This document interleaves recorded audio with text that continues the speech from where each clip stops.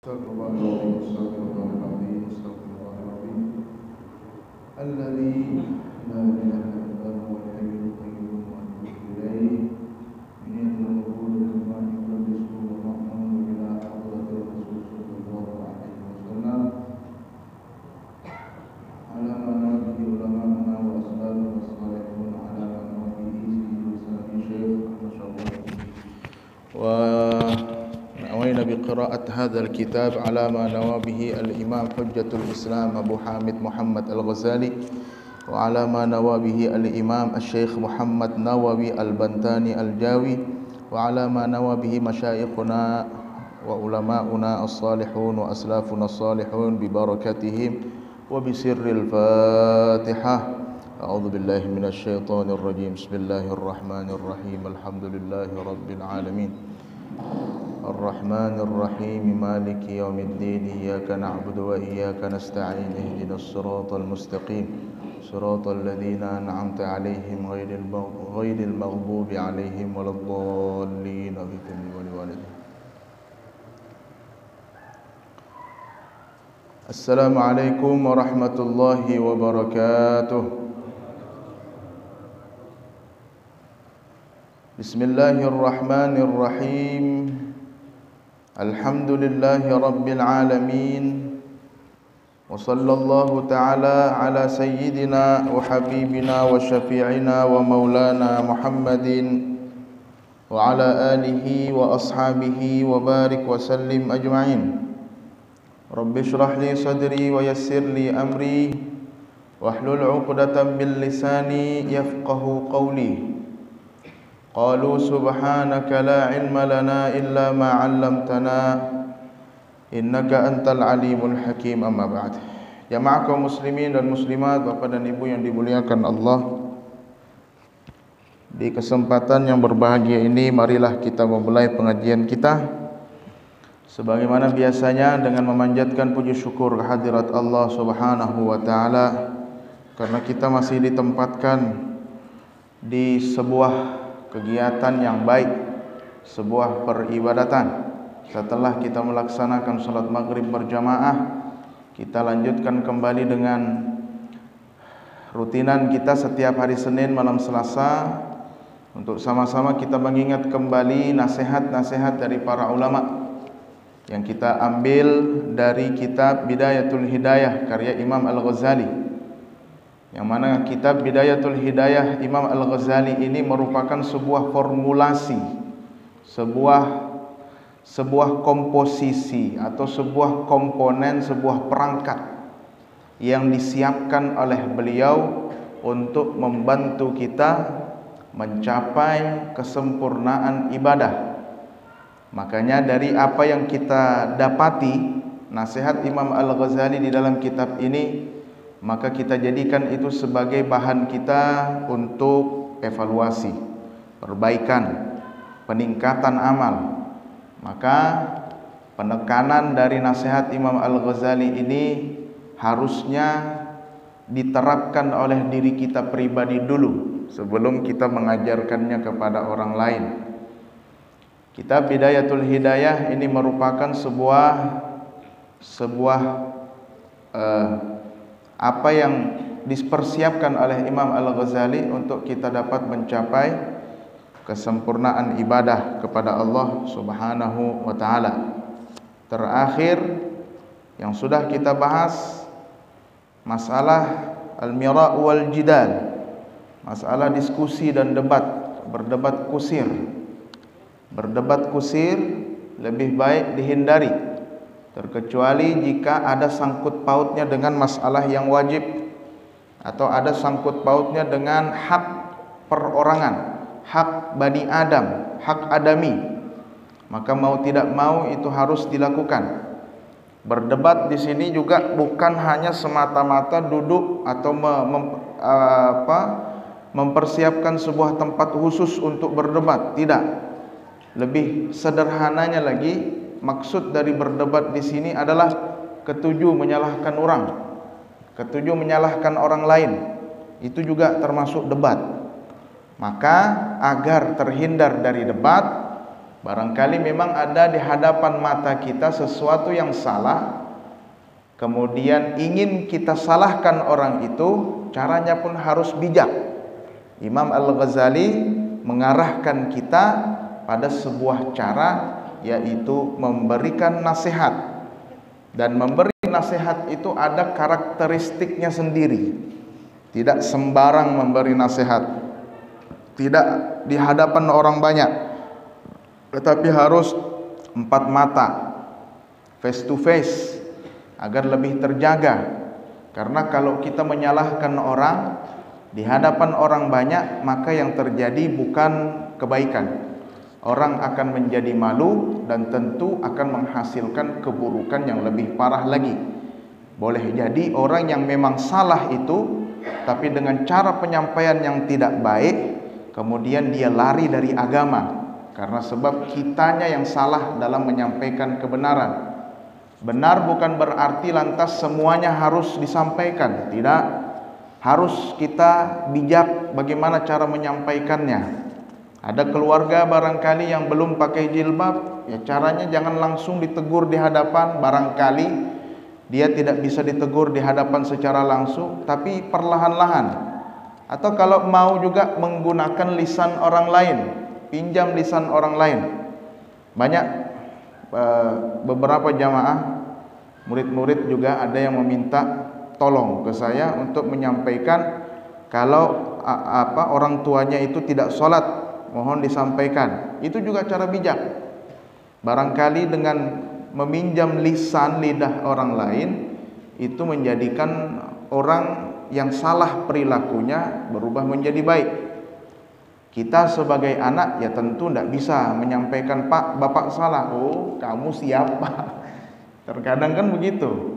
Jadi harus caranya, walaupun benar kita, tapi cara juga harus benar, harus bijak.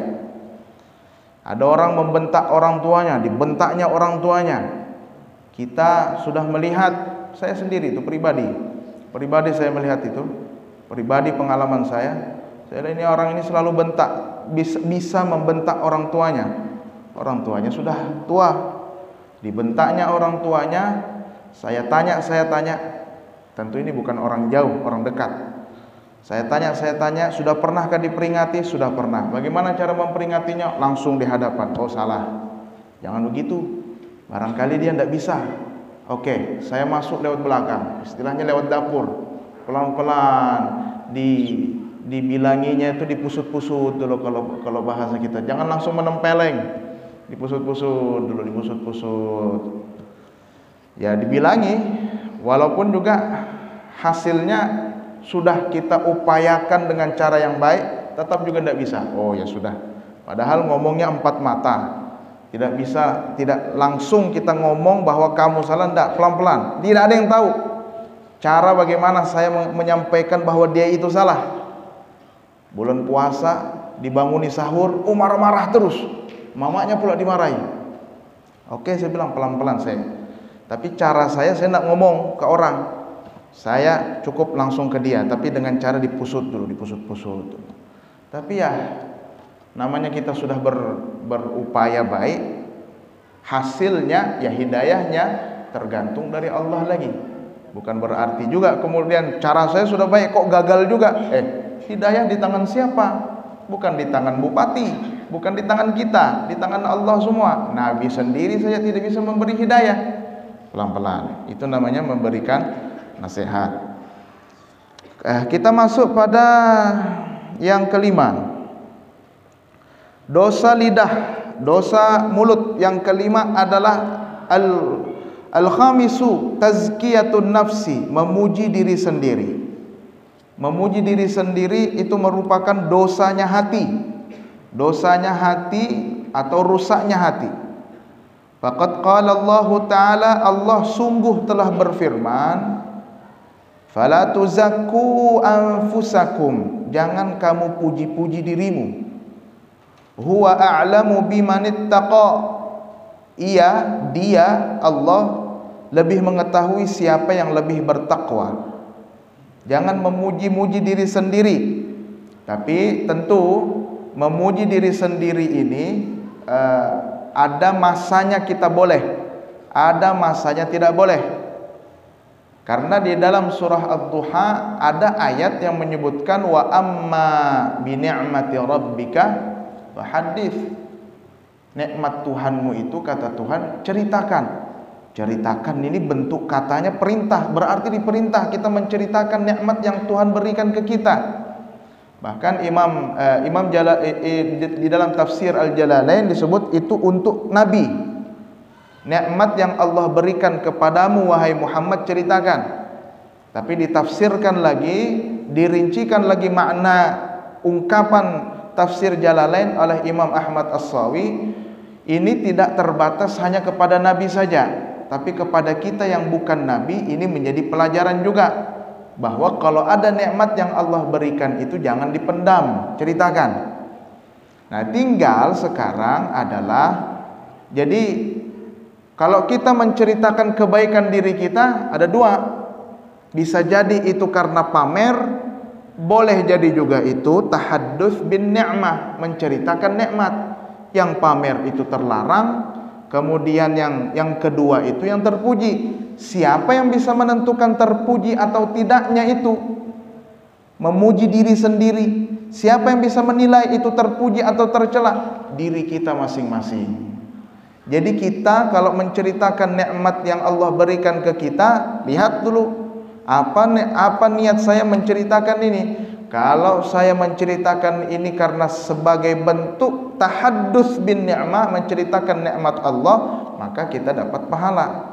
Tapi kalau misalkan semata-mata kita berbicara ini karena memang ingin pamer, maka pertama kita mendapat dosa. Yang kedua, ada nanti disebutkan Imam Al-Ghazali, ada dampak sosialnya.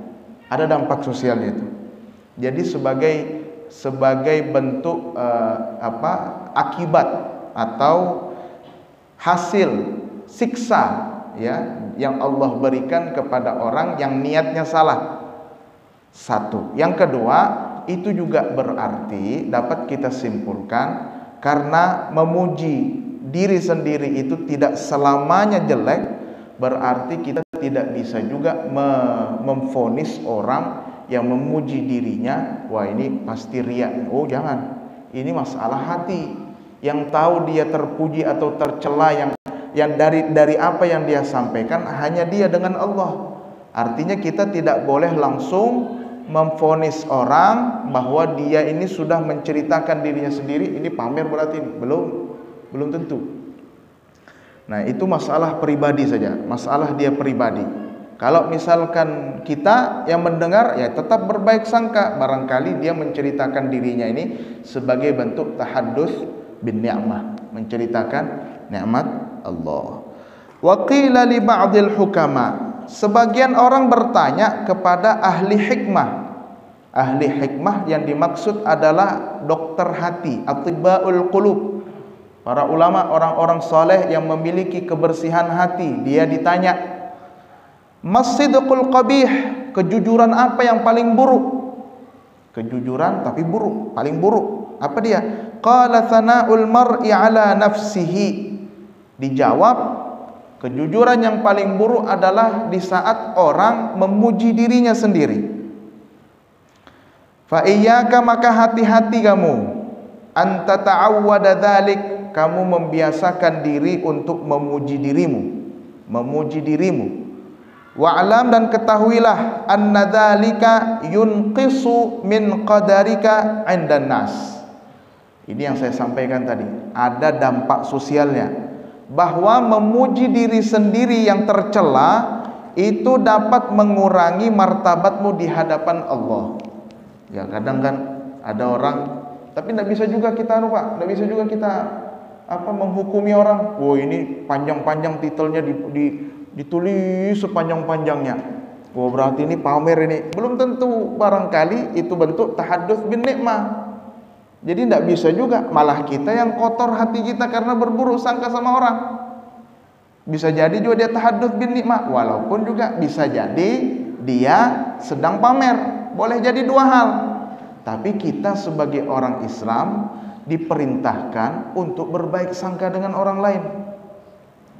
Itu juga masalahnya. Jadi kita ini serba dilema melihat orang memamerkan, bahkan barangkali ya, memamerkan harta dia misalkan.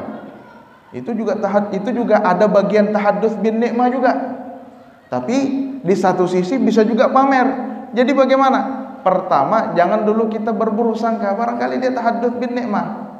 Walaupun juga bisa jadi dia pamer, dia sendiri yang tahu. Dia sendiri yang tahu. Kita lihat dampak sosialnya apa kemudian. Kalau misalkan itu dipandang tidak baik, kan biasa kalau orang itu pamer-pamer yang seperti itu yang memang bentuknya riya, terkadang risih kita melihat hal-hal yang tidak pantas untuk dipamerkan, ya dipamerkan juga.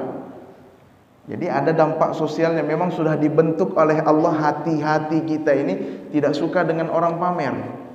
Walaupun tidak boleh juga kita menghukumi orang ini pamer ya. Enggak, belum tentu.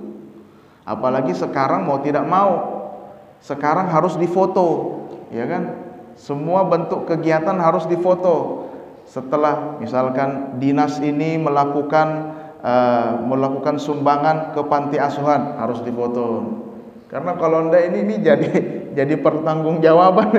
Jadi pertanggungjawaban ini nanti di akhir tahun selesai kalau enggak ada buktinya. Sekarang buktinya harus foto sekarang. Enggak bisa enggak. Orang mendonasikan kitab-kitab untuk pondok pesantren. Mau tidak mau harus difoto. Difoto kan? Nah, mau tidak mau. Kalau enggak nanti ditanya orang, mana buktinya? Nah, zaman sekarang kan memang zaman harus terbuka kita. Tidak bisa lagi hanya sebatas tulisan aja kemudian. Ini kan bisa dimanipulasi. Harus dengan foto. Walaupun foto juga bisa diedit. Tapi setidaknya dengan foto itu lebih kuat lah bahwa kegiatan yang dilakukan ini memang betul-betul ya. Kan itu semua tahadduts bin nikmah itu. Termasuk tahadduts bin nikmah. Bukan untuk pamer. Atau misalkan saya terkadang kalau ceramah apalagi di hadapan santri-santri, kemarin kita diundang hari Jumat, ya diundang hari Jumat di pesantren Sungai Kapih, ceramah Isra Mi'raj, pondok pesantren putri, cewek, perempuan aja isinya. Terus kita disuruh ceramah Isra Mi'raj, kadang saya masukkan di situ materi-materi yang sifatnya motivasi. Saya bilang adik-adik 20 tahun yang lalu saya bilang saya ini sama seperti kalian, pakai baju seragam, kemudian dimarahi lah kalau tidak bangun cepat, tidak sesuai waktunya, makan lambat dimarahi, kotor kamar dimarahi, WC-nya kotor dimarahi terus. Begitu kan diajarkan disiplin. Saya bilang itu biasa, karena kalau tidak seperti itu maka kamu tidak bisa seperti saya. Kadang ada motivasi begitu. Saya itu begini. Alhamdulillah hafal Al-Quran 30 juz. Alhamdulillah bisa sampai LC ini. Kalian tulis nama saya LC ini. LC ini bukan main-main ini. Motivasi anak-anak biar dia semangat. Kamu mau hafal Quran? Mau? Coba. Kamu lihat, jangan kamu bingung, karena terkadang ada juga begini. Ada sebagian wali santri itu, Pak, ini saya berbagi kisah aja. Ada sebagian wali santri itu yang kadang tidak mau memasukkan anaknya ke pesantren karena takut anaknya tidak punya masa depan. Kamu masukkan anakmu ke pesantren jadi kenapa? Tidak jadi PNS dia ini, mau makan apa dia? Masih ada sampai sekarang itu. Dulu juga waktu saya mau masuk pesantren begitu juga. Dan yang begitu, yang mencemooh itu bukan orang jauh, orang dekat semua. Itu apa kamu masukkan anakmu ke pesantren? Orang tua saya direcoki terus seperti itu oleh keluarga. Itu apa kamu masukkan anakmu ke pesantren? Tidak bisa jadi PNS. Kalau tidak jadi PNS mau makan apa dia? Kadang begitu dibuat. Nah, orang tua saya sudah dengarkan aja begitu. Nah, kadang ada sebagian wali santri itu begitu juga. Jadi dia tidak mau dimasukkan anaknya. Kemarin tuh ada yang lulusan pesantren itu, saya bilang ini lanjutkan ini Pak. Anak Bapak ini bagus sekali talentanya untuk menghafal Al-Quran. dengan saya alhamdulillah 5 juz sudah. Bagus sudah ini, tinggal dilanjutkan lagi ke Jawa. Kemana Pak Ustadz? Ke Jawa Timur. Aduh, nanti kalau pesantren lagi anak saya ini tidak bisa ikut beasiswa SMK apa itu SMK. SMK-nya itu memang disiapkan untuk menjadi PNS. Beasiswa dibeasiswai oleh negara. Mulai dari SMK itu nanti kuliahnya juga dibiayai, SMK-nya dibiayai, nanti selesai kuliah langsung disuruh kerja jadi PNS langsung. Anak saya kalau disuruh menghafal nanti jadi apa Pak? Gitu-gitu aja nanti. Saya bilang, Bapak lihat saya aja. Lihat saya aja Pak. Saya ini alhamdulillah tidak seperti PNS. Tapi kalau mau mencari gaji, saya bisa pastikan eselon 1, 2, 3 itu kalah gajinya sama saya kalau sebulan. Diam. Berapa gajinya eselon? Nggak usah jauh-jauh. Berapa gajinya? 10 juta, 15 juta. Saya kalau saya hitung-hitung uang pendapatan saya sebulan, saya bilang lebih dari 10 juta. Itu belum lagi mencari-cari relasi itu. Saya bilang kalau masalah makan aja enggak usah PNS dijadikan patokan. Saya juga ingin jadi PNS.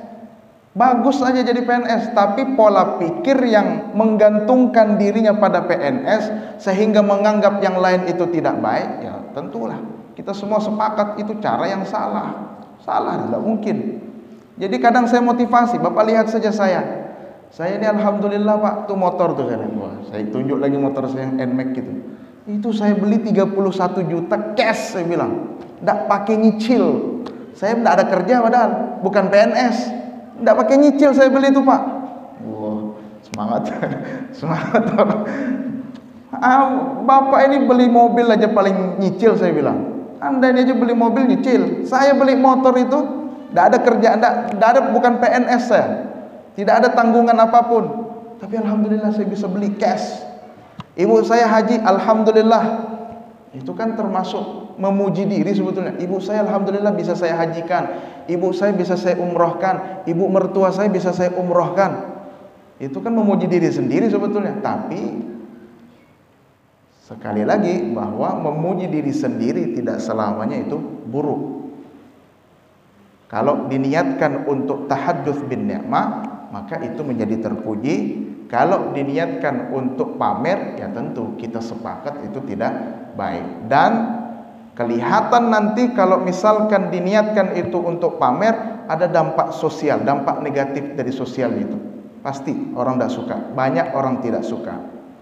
Jadi kadang saya sampaikan seperti itu agar memotivasi orang. Saya Pak, umroh 3 kali, haji sekali, tidak 1 rupiah pun saya keluarkan. Tidak Pak. Haji pun saya bilang, haji pun saya tamu raja. Rajanya itu ngundang saya untuk datang, gratis. Bahkan dibayar saya untuk haji. Bukan PNS. Kalau saya PNS barangkali tidak dapat yang begituan. Belum tentu. Nah itu kadang yang seperti itu juga ada kondisi-kondisi tertentu yang harus kita sampaikan. Tahadduts bin ni'mah itu tadi. Nah jadi tidak bisa kita pastikan bahwa orang yang memuji dirinya sendiri itu dia termasuk orang yang pamer. Tidak. Kalau mau lihat pamer atau tidaknya, lihat nanti dampak sosialnya seperti apa. Kalau misalkan negatif saja, hasilnya tidak ada, maka murni itu negatif, tidak masuk di akal. Tapi kalau nilainya positif, ya walaupun tidak semua orang suka, pastilah namanya manusia, makhluk sosial, ada yang suka, ada yang tidak suka. Barangkali dengan apa yang disampaikan, oh itu sombong itu, oh itu pamer itu, ya saya yang penting niat saya untuk memotivasi orang, untuk tahadduts bin ni'mah, menceritakan apa yang saya dapatkan berupa nikmat dari Allah Subhanahu wa taala. Wa'lam, dan ketahuilah anna dzalika, bahwa memuji diri sendiri itu yunqisu min qadarika indan nas, bahwa memuji diri sendiri itu akan mengurangi kedudukanmu di sisi manusia. Orang tentu tidak suka kalau memang yang niatnya pamer. Satu. Yang kedua, wa yujibu muqtaka 'indallahi ta'ala, dan memastikan murka dari Allah Subhanahu wa taala. Kalau niatnya memang pamer, maka Allah tentu akan murka. Fa idza aradta an ta'rifa, di dalam Al-Qur'an kan innal munafiqina yukhadi'una Allaha wa huwa khadi'uhum wa idza qamu ila sholati qamu kusala yura'una an-nasa wa la yadhkuruna Allaha illa qalila. Orang yang pamer itu salah satu ciri kemunafikan. Innal munafiqina yukhadi'una Allah. Orang-orang munafik itu mencoba menipu Allah. Wa huwa khadi'uhum, sedangkan Allah yang menipu mereka. Tentu menipu di sini tanda kutip. Wa idza qamu ila sholati qamu kusala. Tanda yang kedua orang munafik, kalau disuruh salat juga tapi malas. Yura'unan nas. Yang ketiga, kalaupun dia salat, pertama malas, yang kedua dia pamer. Wala yadhkurunallaha illa qalila, dan sedikit sekali mereka mengingat Allah.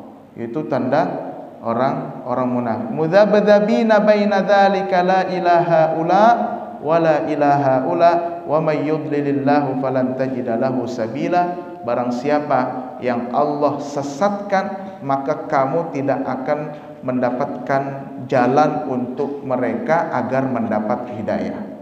Itu ciri orang munafik adalah diantaranya suka pamer, yura'unan nas. Fa idza aradta an ta'rifa anna thana'aka 'ala nafsika la yazidu fi qadrika 'inda ghairik. Kalau kamu mau tahu, fa idza aradta, apabila kamu mau, an ta'rifa, kamu tahu, kalau kamu mau tahu, anna thana'aka 'ala nafsika, bahwa kamu memuji dirimu itu la yazidu fi qadarika 'inda ghairika, tidak menambah sedikit pun kedudukanmu di sisi manusia.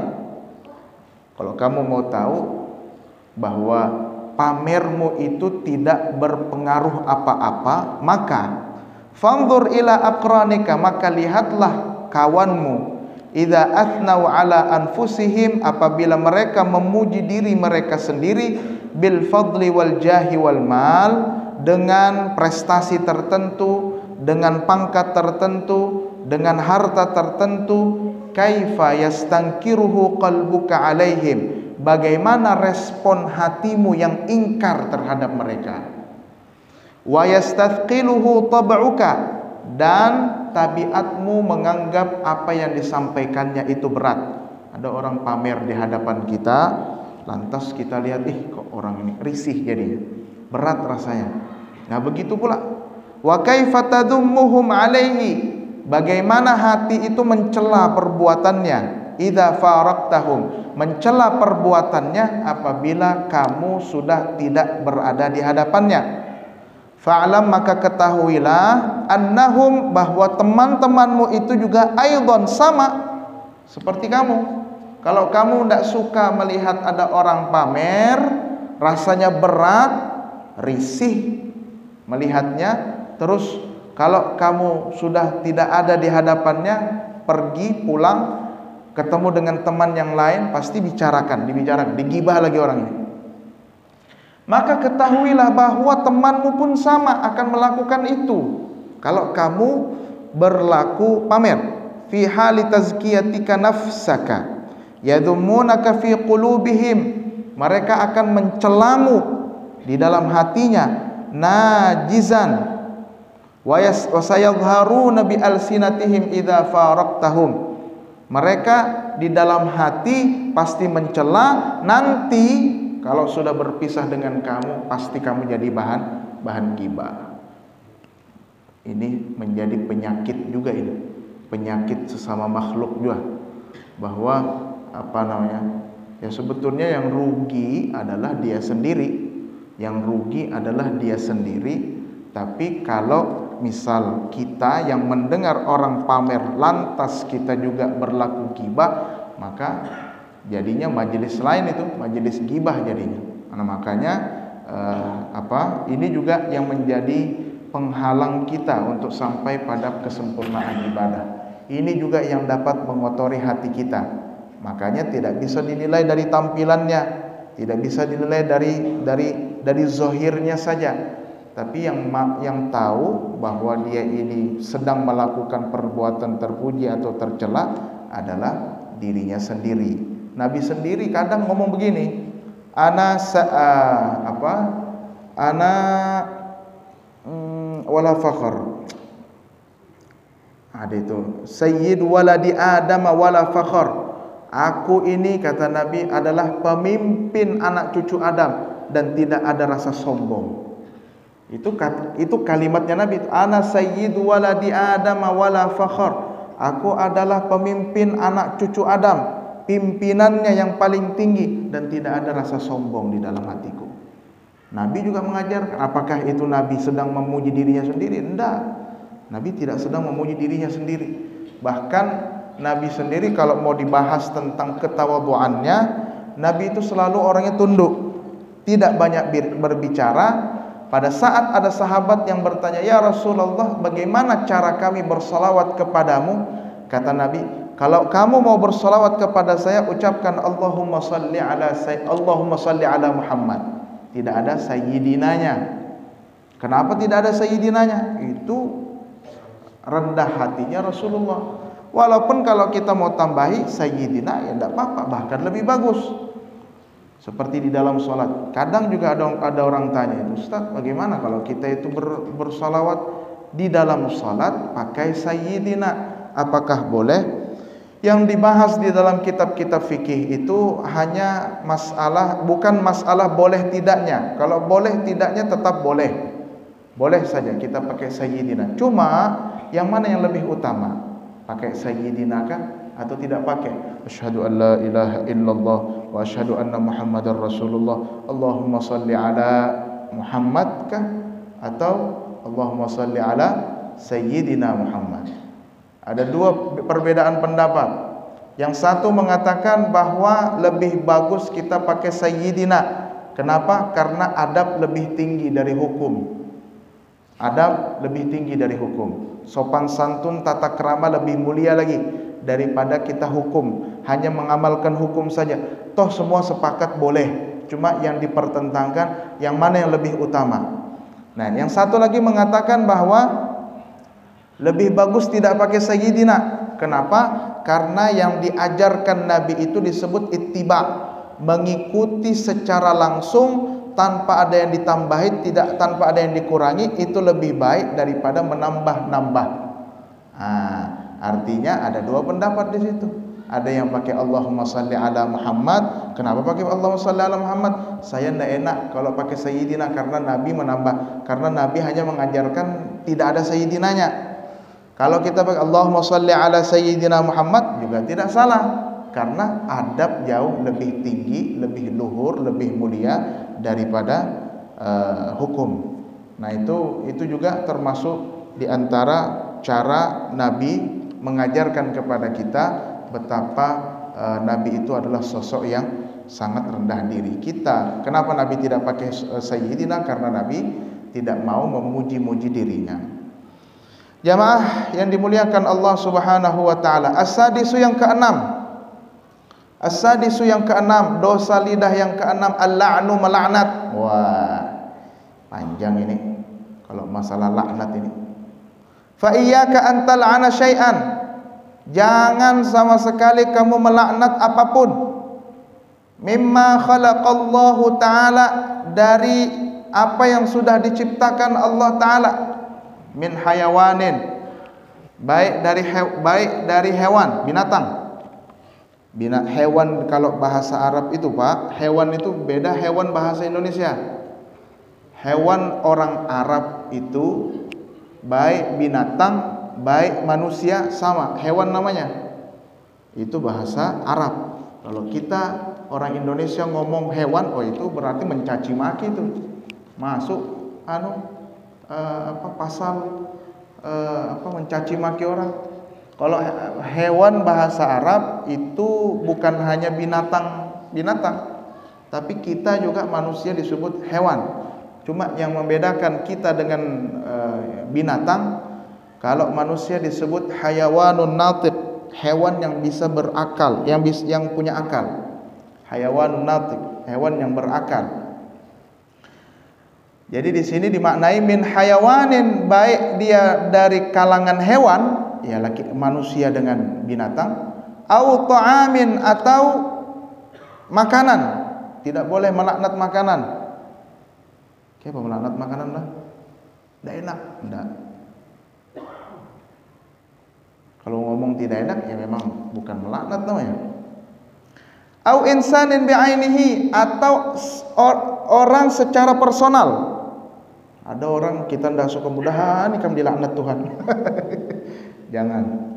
Itu termasuk merusak hati. Wala taqta' bi syahadatika. Ini juga pelajaran.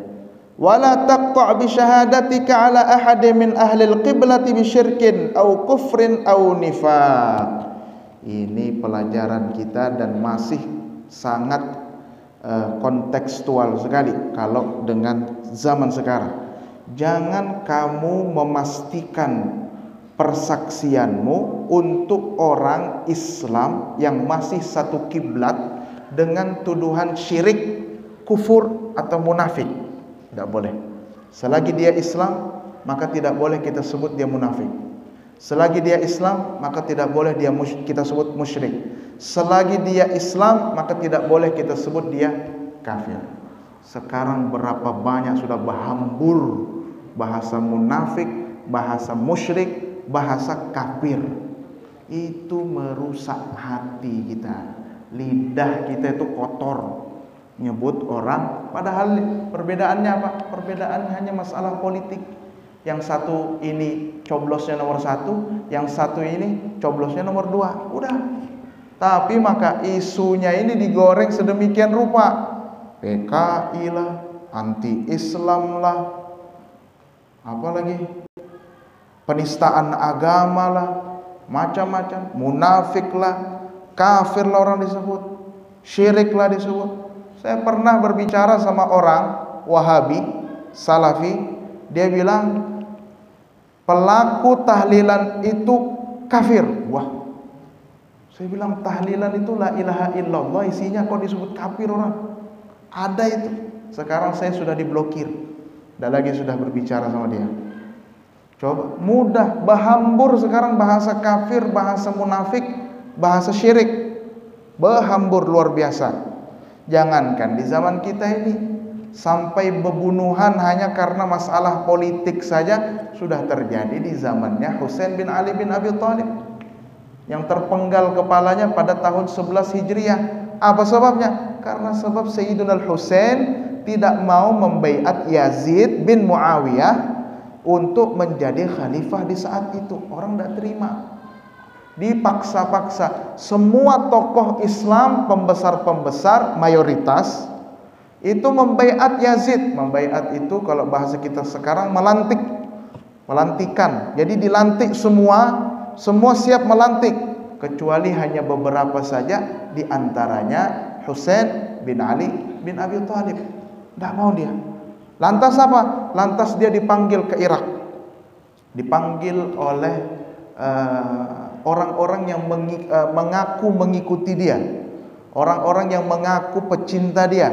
Datang kemari, kami di sini tersiksa oleh Yazid, kata mereka. Akhirnya mereka datang. Akhirnya Husain itu awalnya dilarang oleh datang. Di antaranya Abdullah bin Abbas, jangan wahai Husain, karena kalau di sana itu mereka biasanya berkhianat. Ngomongnya mereka pecinta, ngomongnya mereka suka sama Anda, pengikut, tapi Anda akan ditinggal sendirian di sana. Ya, Imam Husain tidak bisa, tetap berbaik sangka bahwa yang di sana itu adalah penolong-penolong saya. Saya di Makkah ini sendirian saja. Saya di Makkah di sini kelompok saya kecil, lebih banyak di sana. Datanglah, pergilah Imam Husain pergi ke Baghdad untuk bertemu dengan kelompoknya beliau yang mengaku mencintai beliau. Tapi belum sampai di tempat itu, lantas sudah dikepung oleh 4.000 pasukan bersenjata yang diutus oleh Yazid bin Muawiyah beserta keluarganya. Imam Husain ini sama keluarganya semua, kalau tidak salah ada 12 orang dibawa semua. Semuanya mati, semuanya dipenggal kepalanya, kecuali ada anaknya Imam Husain yang paling kecil, namanya Ali bin Husain bin Ali bin Abi Thalib. Itu tidak dipenggal karena orang Arab dulu kalau berperang tidak mau membunuh orang sakit karena dianggap itu tidak jantan. Akhirnya dipenggal. Apa sebabnya? Satu aja, masalah politik. Imam Husain disebut fasik, Imam Husain disebut munafik, Imam Husain disebut kafir. Hanya karena beliau tidak mau, atau berbeda, kalau bahasa sekarang, beliau berbeda politik dengan rezim saat itu. Ya kita sekarang, tidak hanya di zaman Imam Al-Ghazali saja, di zaman kita pun sudah banyak yang seperti itu. Jangan, saya tidak ingin kita semua tercemari lidah kita itu dengan bahasa-bahasa yang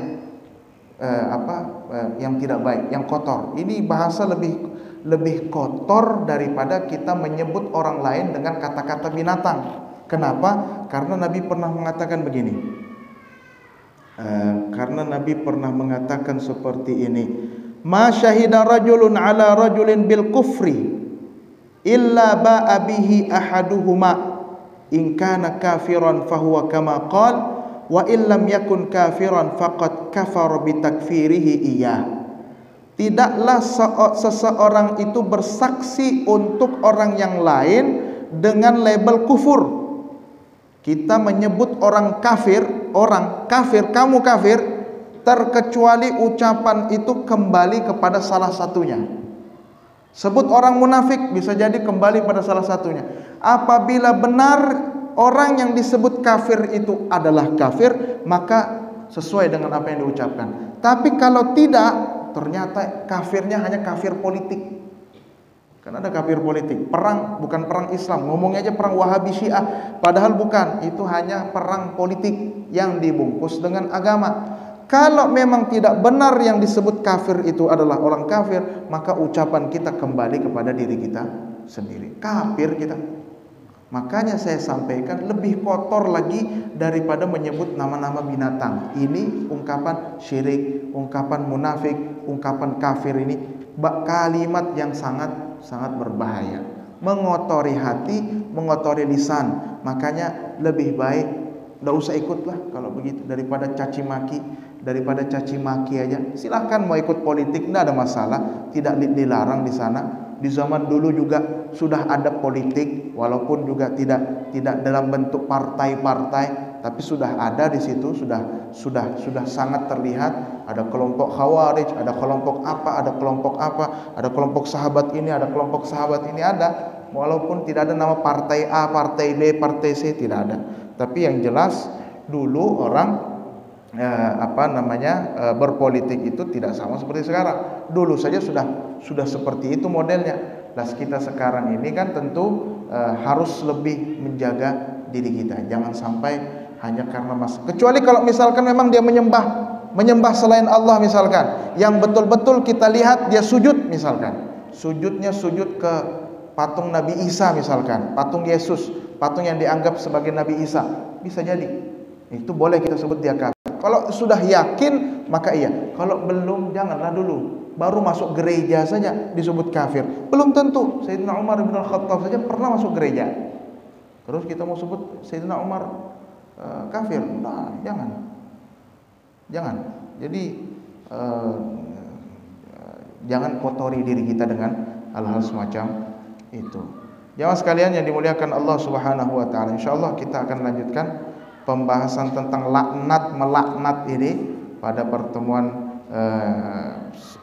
yang akan datang. Mudah-mudahan selalu diberi sehat walafiat, selalu diberi umur yang panjang, dan kita bertemu lagi dalam kegiatan yang baik ini. Saya akhiri, kurang lebihnya mohon maaf. Atau ada pertanyaan? Tidak ada. Udah gini, kalau usah. Saya akhiri, wallahul muwaffiq ila aqwamit thoriq. Assalamualaikum warahmatullahi wabarakatuh.